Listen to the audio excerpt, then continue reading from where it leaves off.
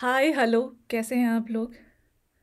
Imagine कीजिए एक बच्चा घर से बाहर निकलता है, चला जा रहा है अपनी दुनिया में खोया हुआ, और अचानक से उसको नीचे ज़मीन पे कुछ दिखाई देता है। वो उसको उठाता है। ब्लास्ट।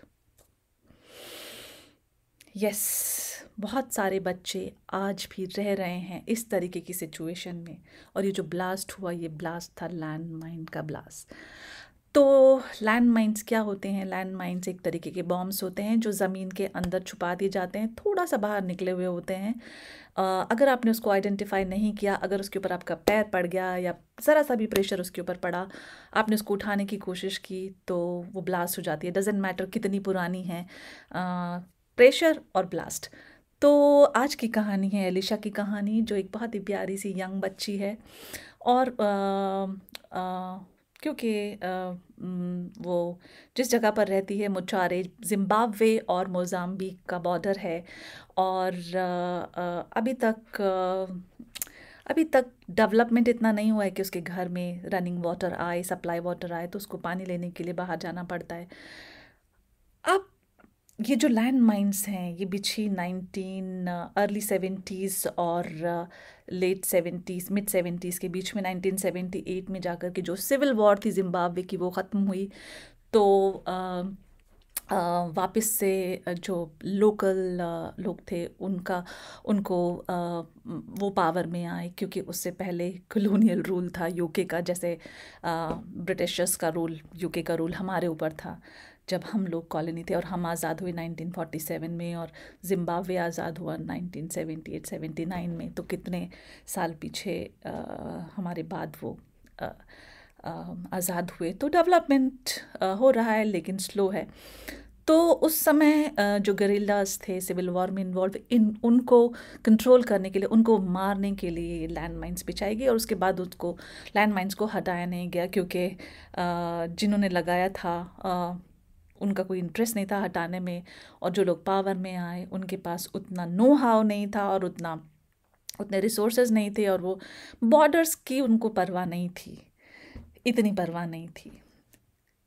ऐसा शायद सब जगह देखने को मिलता है। बॉर्डर्स के लोग जो हैं, अ, उनकी लाइफ्स जो हैं वो सबसे ज़्यादा फुल ऑफ सफरिंग होती हैं। तो जो एलिशा है, वो भी एक बॉर्डर पे रहने वाली बच्ची है। और एक टाइम था जब वो अपने घर से पानी लेने के लिए जाती थी।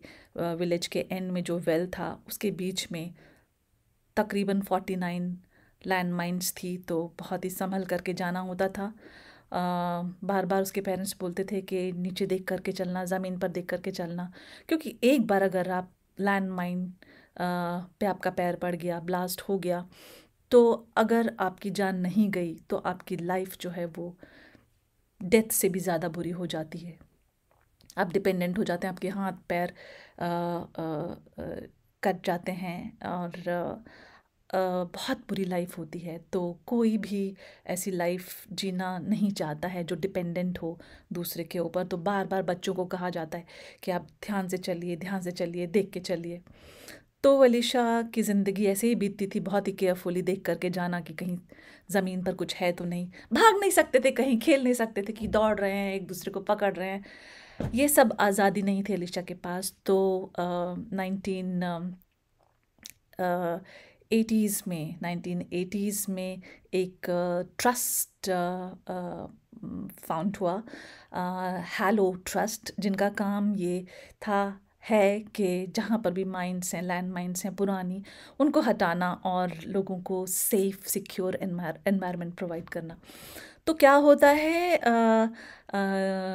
एलिज़ा के साथ कि जब ये लैंड माइंस 49 लैंड माइंस वर रिमूव्ड, तो अब वो आराम से जा सकती है, वो और उसके साथ की और बच्चे गांव के बाहर तक जा सकते हैं, पानी ला सकते हैं और खेल भी सकते हैं। लेकिन अभी भी जो बहुत सारे एरियाज़ हैं मुटारे में, वहाँ पर लैंड माइंस हैं।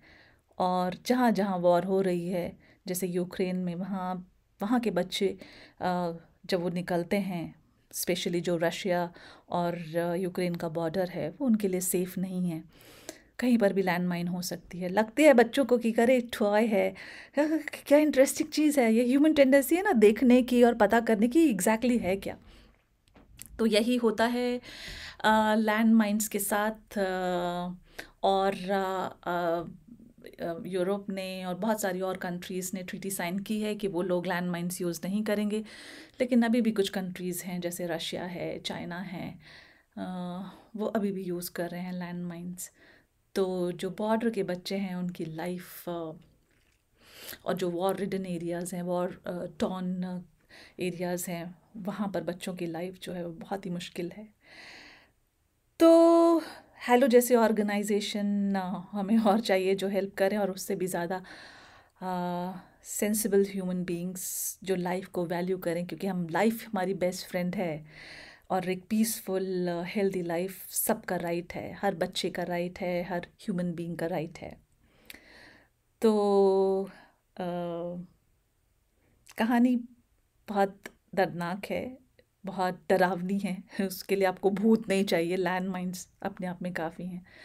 तो होपफुली जो ह्यूमैनिटी है, जो आज का ह्यूमन बीइंग है, उसको थोड़ा सा सेंस प्रिवेल करेगा, गुड सेंस प्रिवेल करेगा, और hopefully we'll have a world without landmines, without bombs, without wars।